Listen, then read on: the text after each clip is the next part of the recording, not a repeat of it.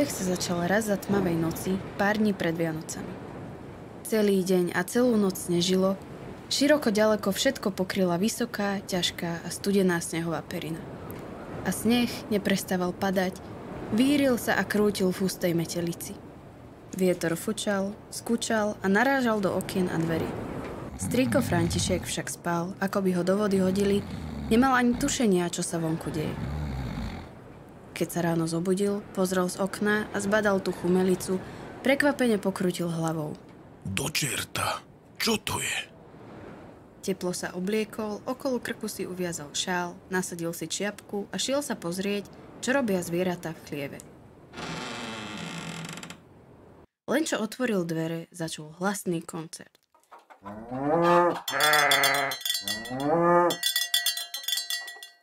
Ozývalo sa zo všetkých strán. Dobrý deň, priatelia! Usiloval sa ich prekričať strýko. Za okamih nakrmil svojich štvornožcov a okrydlených priateľov. Jedni dostali seno, voňavé z letného slniečka, iní zlaté obilné zrnká a ďalší chrúmali červenú mrkvičku.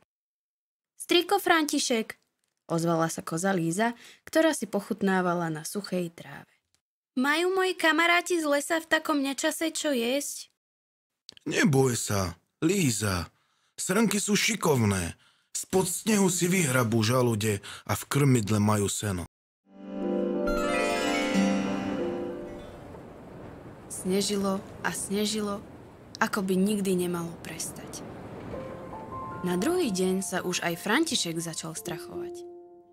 Mladé zvieratá vidia sneh prvý raz, ťažko si s ním poradia a ak zaviaznú v záveji, len tak sa z neho nedostanú. 2 dni pred štedrým večerom mrzlo, až prašťalo, strýko poslal vrany, aby sa šli pozrieť do lesa. Dlho trvalo, kým sa celé zasnežené vrátili. Nepriniesli však dobré správy. V lese je už veľmi veľa snehu. Srňatá a jelenčatá nariekajú, trpia zimou a hladom. Musíme im pomôcť. To František vedel. Ale ak dá svoje zásoby lesným zvieratkám, neostane pre zvieratka tu v chlieve. Ako to len urobiť?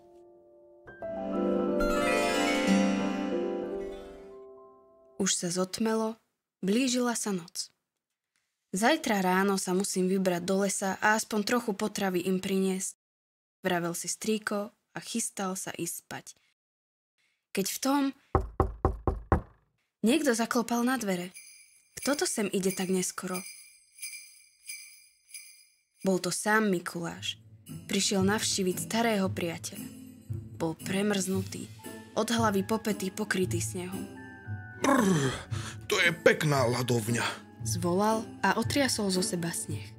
František, starý kamarát, prilož do pece, nech si zohrejem svoje staré premrznuté kosti. Mikuláš, ani nevieš, ako je dobré, že si sa tu zjavil práve teraz. Potešil sa František. V lese to vyzerá strach hovoriť. Napadli hory snehu, vystrája ostrý mráz a zvieratá hynú od hladu. Chcel by som ich nakrmiť, ale nemám čím. Poraď mi. Mikuláš zvážnel a zamyslene sa pohrabal vo fúzoch. Mám nápad.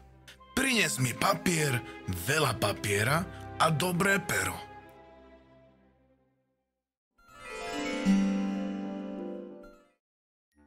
Za pár hodín popísal kopu papiera. Písal a písal, tváril sa spokojne, ale strýko František krútil hlavou. Nevedel si predstaviť, ako by práve toto mohlo pomôcť zvieratkám v lese. Už to nevydržal a spýtal sa. Mikuláš, povieš mi, prečo to robíš? Prečítaj si jeden list a uvidíš, či bol môj nápad na niečo dobrý. Keď sa ráno deti v mestečku prebudili, nestačili sa čudovať. Pri každej postielke ležal list. Deti ho hneď zdvihli a začali čítať. Staršie čítali sami, menším to museli prečítať rodičia. Moje milé deti, tento rok vás musím poprosiť o darček ja.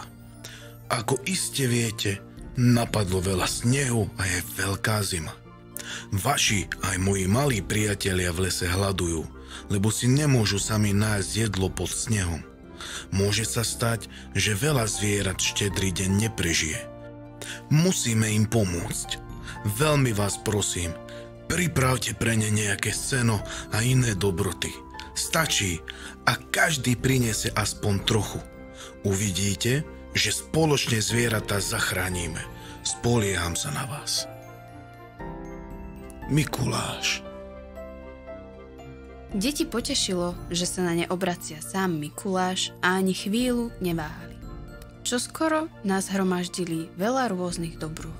Seno pre jelenia a srnky, zrno pre vtákov, chlieb a mrkvu pre zajace, zemiaky pre diviaky a mnoho ďalších pochúťok. Mikuláš mal prísť večer. Už od obeda ho deti nedočkavo vyzerali. Bude to stačiť? Čo tak ešte pridať pár orieškov pre veveričky alebo jablčko pre sisľa? Ale nie. Veverička má dosť svojich zásob a siseľ, ten spí ako medveď a zobudí sa až na jar. Kde sa však Mikuláš zdržal? Príde azda komínom, ako sa to hovorí v rozprávkach? Zrazu v diaľke začuli cengot strieborných zvončekov a už zazreli krásne veľké sane. Ťahali ich dva statné pružné soby.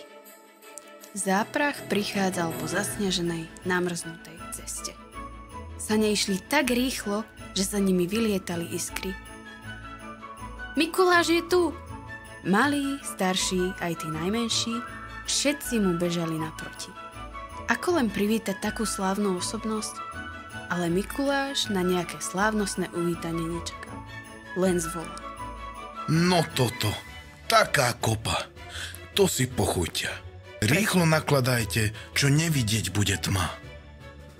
O chvíľu sa už sane blížili k lesu.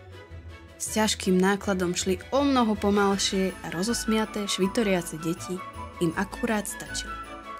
Mikuláš sa pod bielými fúzmi usmieval a soby sa veselo šťuchali. Vystrajajú ako deti, pomyslel si Mikuláš a najradšej by sa dal do spevu. V hustom lese bola tma ako v hlbokej noci. Deti stíchli. Nájdu cestu, nezablúdia. V tom sa na nebi rozsvietila hviezda.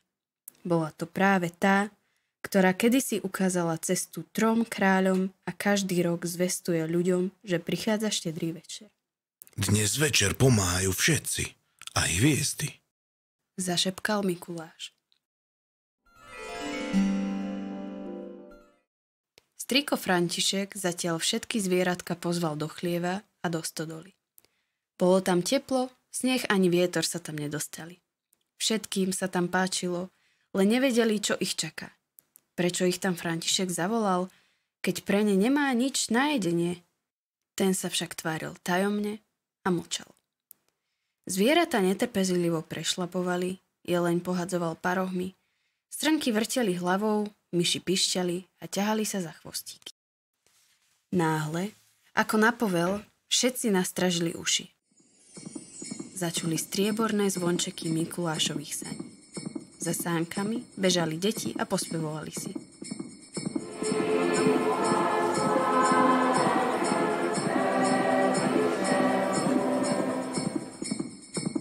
Lesné zvieratá sa vyľakali.